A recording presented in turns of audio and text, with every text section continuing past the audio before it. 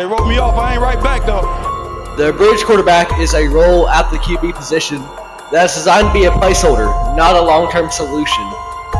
A guy might start for a couple of years until a team gets their franchise cornerstone quarterback in the draft, or maybe they've got someone that's just a raw prospect that they want to sit and develop. But over the last couple of years, and especially this season, over in Minnesota, we have seen a change in that role of the bridge quarterback, because they are becoming a lot more than that.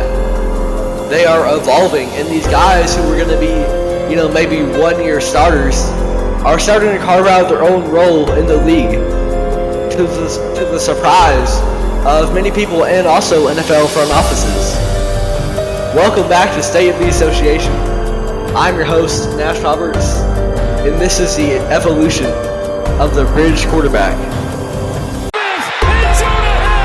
Touchdown, Seattle! Case Study 1, Geno Smith. Smith starts his career out with an organization that is perhaps one of the worst at developing NFL caliber quarterbacks. They have a long history of bust, whether that is due to a lack of talent relative to how that quarterback was perceived before coming to the league, or organizational failures, or a little bit of both. And Geno Smith in New York was just yet another Jets quarterback who did not perform up to par.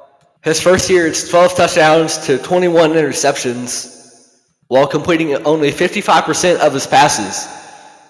The year after that, he gets a little bit more level. It's now a 1-to-1 ratio, 13 TDs to 13 picks, and his completion percentage is still below 60%. And 60% is, that's the very, very borderline completion percentage. That in itself is very moderately okay, and really the bare minimum, and he's not even hitting that to this point. And now he's kind of written off as a quarterback, and he loses that starting job. Now, mind you, he was drafted back in 2013, but he doesn't get another opportunity to shine up until 2022, and that is with a new team giving him the opportunity, and that is the Seattle Seahawks. Now, to add in the context to this and the way that Seattle's organization viewed Geno Smith, they had just lost their franchise cornerstone in Russell Wilson. And not only did they lose a great Super Bowl winning quarterback, this was 2 years removed from at least the first half of what was an MVP campaign by Russell Wilson. They were called to let Russ cook, and he had 40 touchdowns that year. And the year after that, his production went down a little bit, but Russell Wilson was still a very capable quarterback and someone that the Seattle Seahawks had built around and won a Super Bowl with. And Geno Smith, at this point, coming in as a replacement in the loosest sense of the word for Russell Wilson, is an NFL veteran quarterback above the age of 30 who, when given the opportunity, had not shown much of what he could do, because he started his career off rocky in New York, and then ever since then, he hadn't really got many opportunities whatsoever.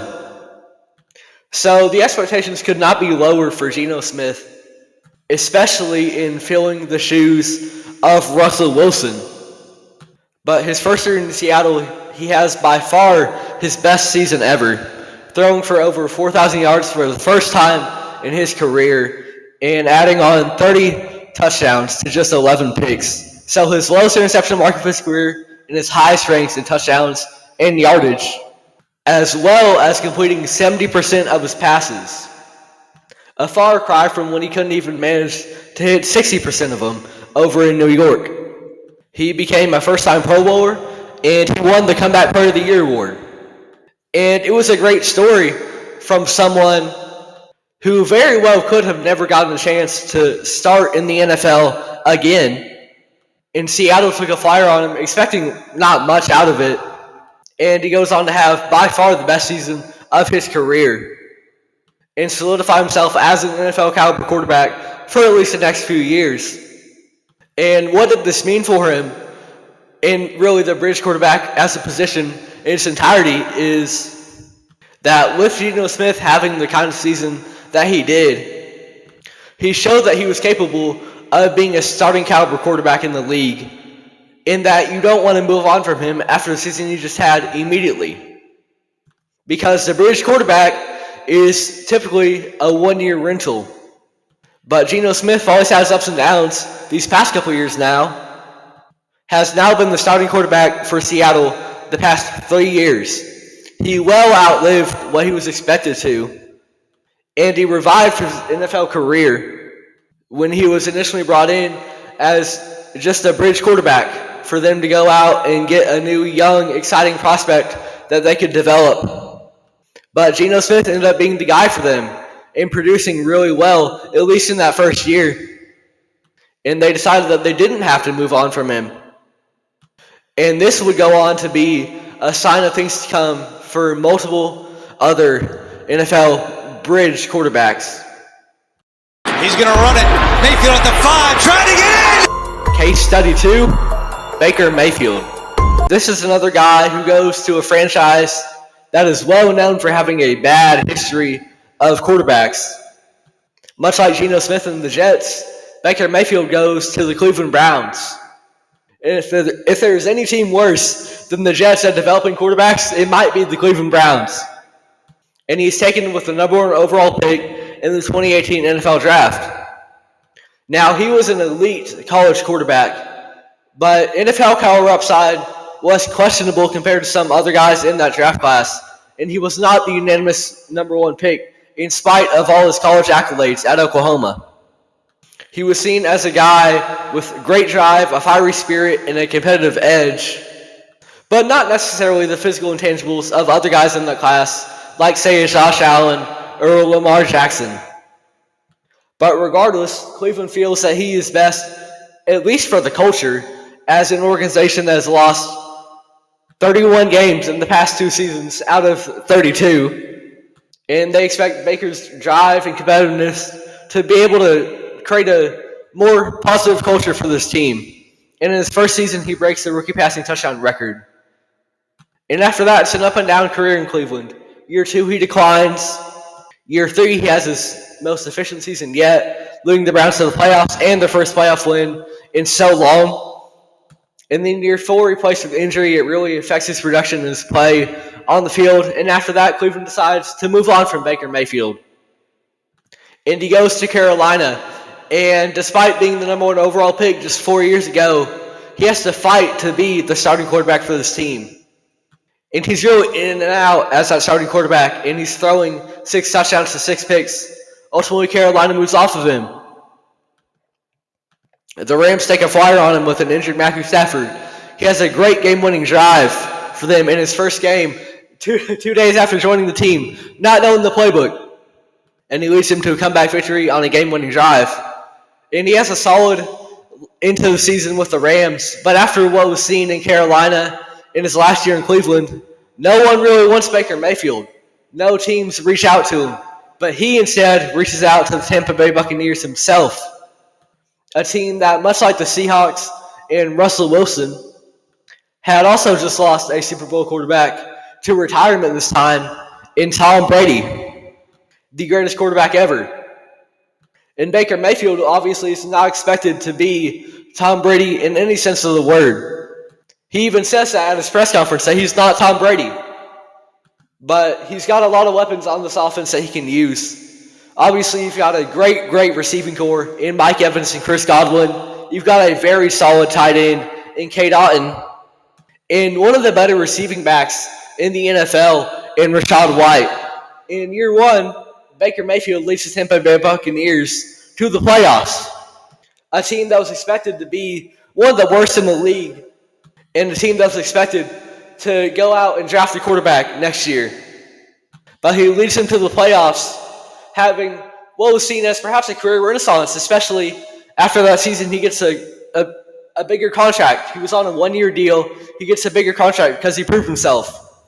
And now this year, he has some of the most passing touchdowns in the entire league. Statistically, he is producing like an elite NFL quarterback. He is up there with the best of them.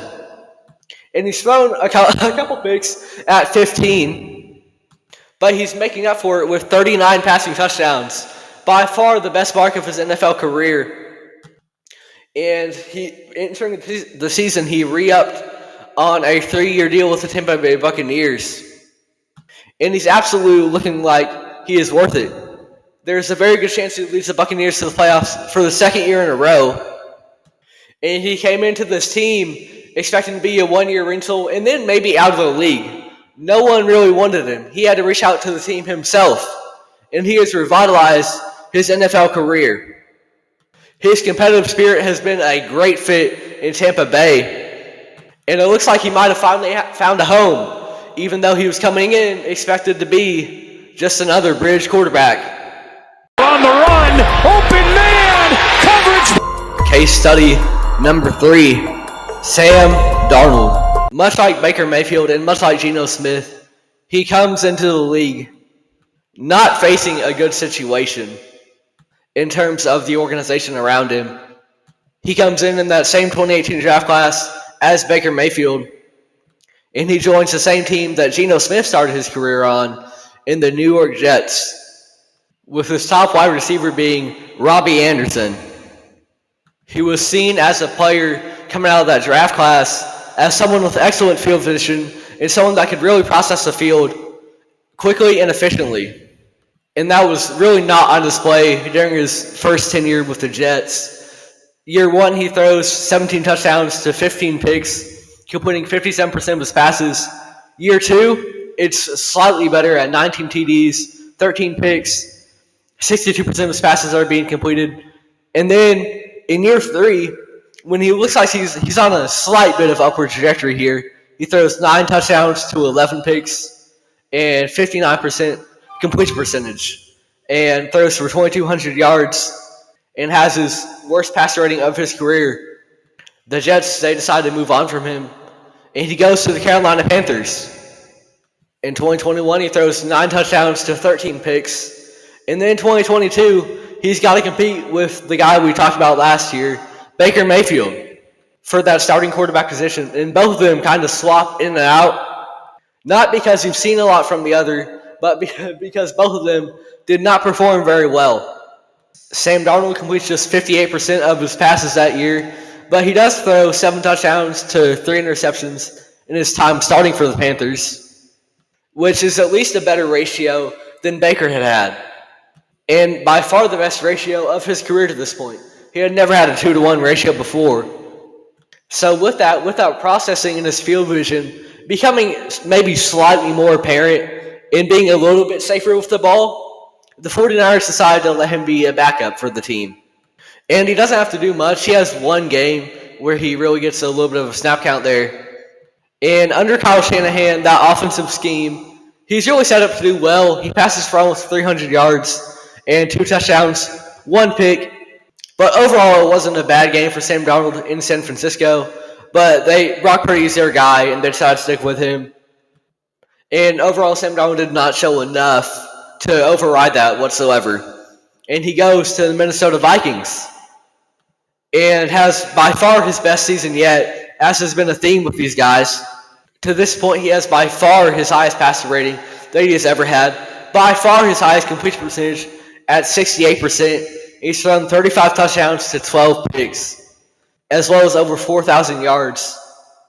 And the question when he went into Minnesota was very, very critical of Sam Darnold, because it wasn't a question of how much can this great receiving core of Justin Jefferson, Jordan Addison, and T.J. Hawkinson, how much can that help out Sam Darnold? It was how much is Sam Darnold going to bring that down? Justin Jefferson was looked at as a guy who, despite being one of, if not the most talented wide receiver in the league, a guy whose production isn't going to match that as it had in years past because of the guy throwing him the ball.